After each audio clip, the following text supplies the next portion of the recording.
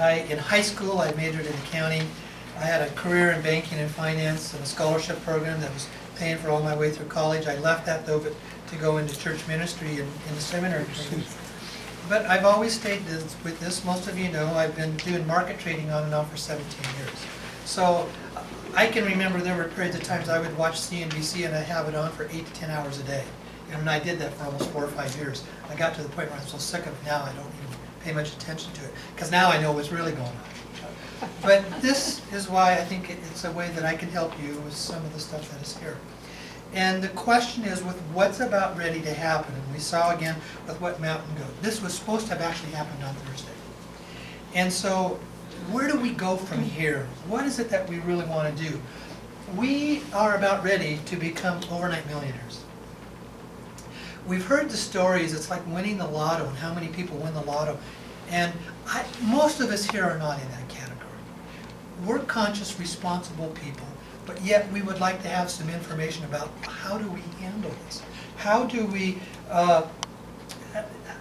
make the best use of our resources? What is on the bottom line that I say here. So tonight I'm just going to go through some stuff, and this can be an open discussion. At any point in time, you've got comments, you got questions, you know, just go ahead and whatever you want to do. But this is the things that work. And you'll be able to follow along even on the sheets that I handed out. This is what we're going to talk about. Taxes. What type and how much? Do you operate this as a business or as an individual? Bank accounts, brokerage accounts, and trust accounts. How do you handle your money? What are some of the best ways to do this? Making your money grow, investments, what type and why? And then helping others, donating to your charitable causes of your choice. The biggest thing that's going to affect us more than anything else is taxes. There's been, if you read through the blog sites, there's been a lot of debate about what it is going to be. There has been the discussion saying that those of us that are part of the group, and if we go and if we use Wells Fargo as the group rate, that we are not going to have to pay any taxes. They had supposedly had negotiated that with China, and China is going to pay an 11% tax for that for us in this. And part of that is the reason because it would be classified as what would be a commodities exchange, not a currency exchange. So it puts it into a different tax structure. Yeah. The Wells Fargo group, is that the newsletter that you have to sign up for, the stuff that you get several times a day? Yeah. You get bombarded with emails? Yeah, yeah. Not just 3 times a day. What is that? The dinar recaps. That's it. What? That's the one you get every day. Dinar Dinar recaps. recaps. So and you have to receive all those emails? Well, you can just ignore them if you want. But the important thing is to be on the list. Yeah. Because by being on the list, they'll give you an 800 number to call and set up, because this has been a pre-negotiated private agreement, and Wells Fargo is the broker with China. And what it is that Iraq, for 23 years now, has not been able to sell their oil on the open market. They have the second largest oil reserve in the world. They got oil coming out of the earth that they can't sell. They haven't been able to sell. When the United Nations about 2 months ago now moved them from Chapter 7 to Chapter 6, that makes them eligible to come back onto the world market. I think the current price of oil was about $105 a barrel. It only cost them $2 a barrel to produce it. China has an agreement with Iraq to purchase oil at $30 a barrel, but they have to have dinar to do that. So there's a group agreement. Wells Fargo is the broker, the middle person. They will give us a special group rate. We go in as a part of that group. Wells Fargo then takes those dinars and sends it directly to China. The normal route of a currency exchange, if you're not aware of this, is if you took a dinar, or even if it was a Canadian $100 bill, into a bank, they give you the exchange right there at the teller window. The bank sends it to the U.S. Treasury. The U.S. Treasury then sends it to Canada or Iraq or whoever it is. But in this case, it's not going that route. What it's doing is it goes directly from Wells Fargo to China. And then China has, it depends on what you think is the source, but literally China has trillions of dollars of U.S. bonds that they have been buying for decades. And that is what is backing this up, is what some people say. And then on the other side, there's the stories that you've heard from me about the Dragon family, which has literally trillions and trillions of dollars worth of gold. And that's all documented. I could go back and show you where it is. There's newspaper stories, there's magazine articles, there's pictures of it all, but it's been kept quiet. Personally, myself, I think it's part of what is called that St. Germain's Trust that has waited for this time, for the transition of what we're going through as we're moving into this new era.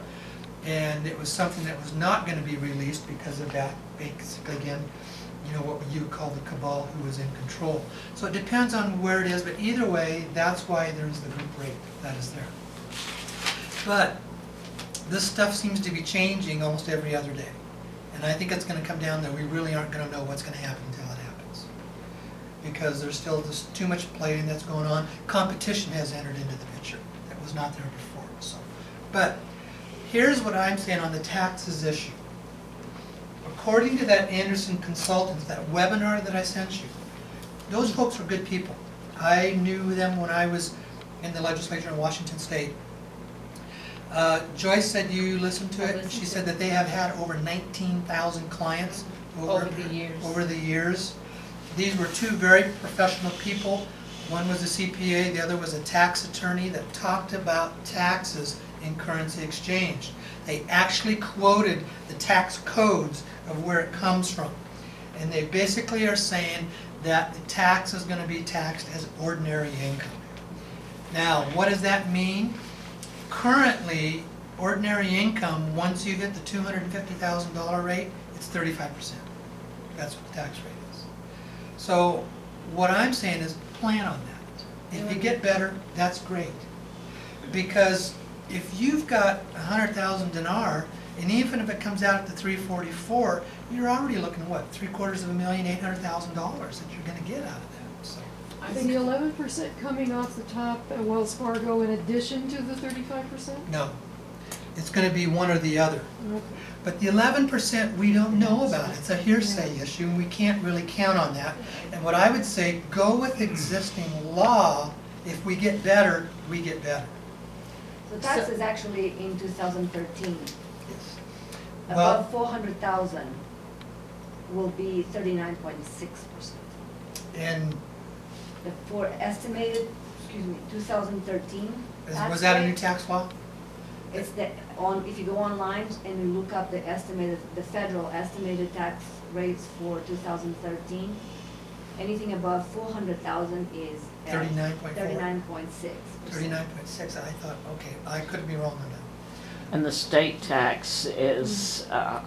4.5 for the Yeah. Arizona state Yeah. tax. So, Yeah. you know, so you plan on there's going to be 40 to 45% of your money is going to go to taxes. You Now, got to plan on that. they emphasize that the taxation depended on how you held the currency.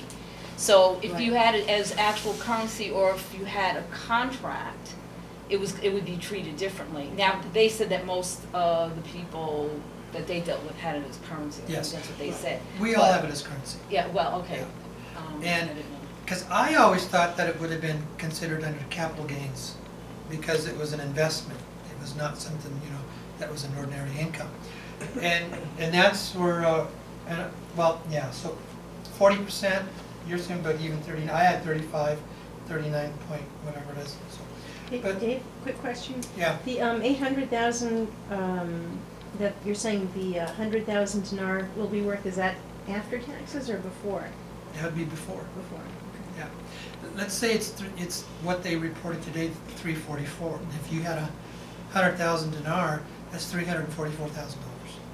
If you had 200,000 dinar, you're now looking, you know, almost $700,000 After taxes. before. Before. Before. So where did the 800,000 come up? Where did? I said if you had around $250,000, Mhm. 250,000 dinar. That was just off the top of my head. That's what I said. But if it's the 344 rate, some are saying the group rates, what's coming out of the, you know, the blog sites are saying it could be double digits, $10, $11, $12. So, and then Did you there's the- see that thing on Dinar website tonight that had the list of all the countries Yes. and their exchange? Yeah. They had a picture of it, the gal got on the bank. Yeah, that might have depended on which bank, because I'm surprised the dong was not on there, because the No, it dong is, wasn't. it is a tradable currency. There are some banks that you could take it in right now and trade it right now. It's just that, you know, Yeah, the I value. looked for that and didn't see it, yeah. And even the rate on there that they quoted for the dinar was really low. It was. It was .000, what, 68? Yes, Yeah. something like that. Where it's 86. Bunch of zeros. Yeah, so it's, even that was lower than what is shown on the foreign exchange websites. Yeah, it was 4068, Yeah. 4 zeros. So, so just to kind of summarize to see if I've got this right. So there's still the possibility that if we're part of the Wells Fargo group, then we would just pay 11% and we're done. Well, the report is no, we don't pay it. We don't. I'm China's sorry, gonna I'm pay it. sorry, China, but it China comes out of pays it. our money, okay. Yes. Right. And then if it goes that route, then we wouldn't have any tax liability. It's Right. one or the other. There was one thing that I brought up that was on there a couple of times that I picked up. They were talking about a 1 to 2% tax that was being negotiated on this. If, I mean, if you went with Wells? Well, no, they were talking about In general. across the board. We've seen that. Would I come back and says, I don't know where that's coming from, I don't know what the basis of that is, and you can't pass a tax law retroactive. The Constitution won't let you do that. And even if this 1 to 2% is an issue, at some point in time, it's gotta be a bill that passes through Congress and signed by the President. Because the Constitution is really clear, only Congress has the ability to tax. Nobody else can do that. They're the only one that can establish what the tax rates are. Now, they can give guidelines or boundaries to the IRS to do certain things, but by law, they're the ones that can pass the law. And I Okay, haven't seen so- anything about that. So, okay, China pays the 11, do we still have to pay the 4.5 state? Probably. Probably. I would assume probably yes. But it will come back again how this is legally classified. If it is classified as a commodities exchange, then most likely no. No. Because it's an income tax that Arizona taxes. They tax on your income. Income. So it depends on the classification. Is it classified as ordinary income, or is it classified as a commodities exchange? So what And we don't- paper proof will we have if that becomes an issue? Well, I think we'll know that when it happens. Okay. And Well, what were the no. options again? What's Is it that? classified as what or what? Ordinary income and a currency exchange. See, the Anderson group, it says that it's a currency exchange, and they talked about the IRS code, and that is considered ordinary income. I thought it would have at least been capital gains. Now, it may also have to do as to where you trade it in. This is, if we go with Wells Fargo, this is a brokered deal, and that's what the 11% is, that China pays the 11% to the US Treasury and to Wells Fargo as far as their fees for brokering the deal. Yeah. That comes out before we see a rate or anything on it. But if you go to a currency exchanger or a different bank, they probably do not have this same agreement with China. See, the thing So it is, may be we treated don't differently. know. We just don't know, and we won't know until it happens. And that's why I'm saying, be prepared for the highest. If you get better, then you get better. And then David, there's- does And then they're Wells saying Fargo that, charge a fee? We go in and we bring in our. We have do been, they what I charge a understand. service charge for us No. as individuals? If it's a part of the group rate, that's the private broker Because deal. most of us here have already gone to Wells Fargo Yeah. and opened up an Yeah. account, or have had one there. Well, you can What- do it when you go in too. Tom, it depends on how you do it. If it's a part of the private group, it's a private exchange, so therefore the laws are different. And there would not be any fees. Supposedly, China is taking care of all the fees. That 11% is covering Wells Fargo's fees as well. If you just take it in as an individual and go up to a teller window, then I think you're back to, this is a currency exchange by law, and you're subject to the 39%. Well, how Yeah, they how all else would you depend. do it if you don't take your own in?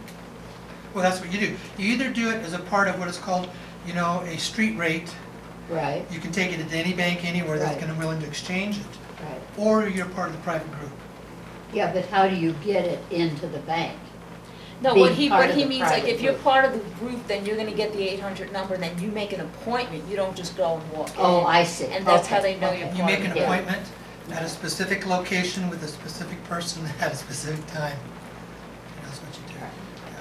So, and this may sound silly or redundant, but whatever taxes that apply to 2013 have already been passed or in the code, you know, as of last year. So, as you said, they're not gonna do anything retroactive, it's just a matter of how what they call the structure.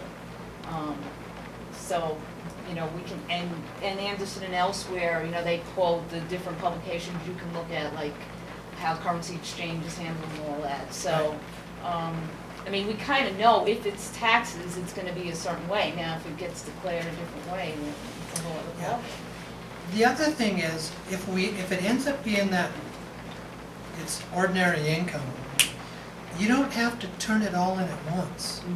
You only pay it when you execute the transaction. But isn't that 30 days, is that still? We don't know. 30-day gig? I don't know how much of that is fact and how much of it is rumor. There's quite a few though that are saying that. More and more that Yeah. it's a Yeah, 30 day. Uh, More and to more do it. saying you got 30 days. So you have 30 days to actually, Right. Exchange. Because Exchange. Iraq is Especially gonna with definitely the- change it. yeah. Especially with this, a broker Yeah. deal. Yeah. So I would get in there, ASAP. ASAP, What if it's hard to get in, if everybody's That's calling? That's why you make an appointment. That's why you make an You appointment call the on number, the make an 800 number. appointment. They call you for 2 minutes, they ask for your zip code, your name, and how much dinar you have. And they've put more staff on And they have off-site locations now, Mhm. so. Off-site of the bank. Off-site. yes, Um, supposedly So as not to clog something the with a banks. So little here at thing your on the house. door that Yeah. says, this is a Wells Fargo bank. Yeah. We hope